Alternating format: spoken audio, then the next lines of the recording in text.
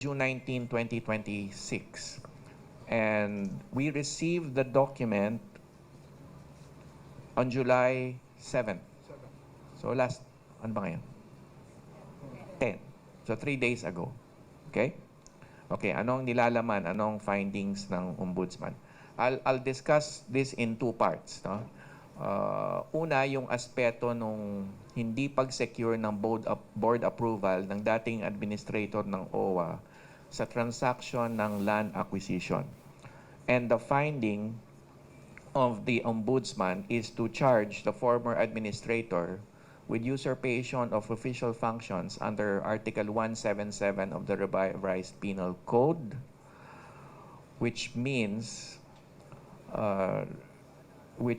usurpation, which means that the former administrator affixed his official signature to the contract to sell, deed of absolute sale, and its addendum for land acquisition and subsequent approval of public fund disbursements under the pretense of possessing board authority, OWA Board of Trustees authority, when in truth and in fact he knew well he had no such authority. Okay?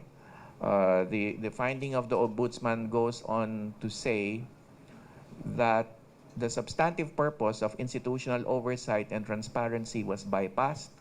Any perceived omission regarding Section 22, this is the mandate in the OWA Charter to go through the board. Section 22G, I think, paragraph G, is not a mere technicality but a deliberate execution of functions completely outside the respondent Ignacio's lawful mandate,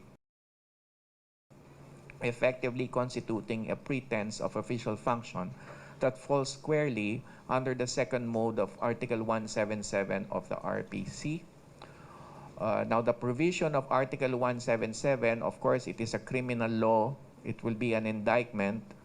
The penalty is 6 months up to 6 years imprisonment. So, minimum of 6 months, a maximum of 6 years, but of course that will depend on the court.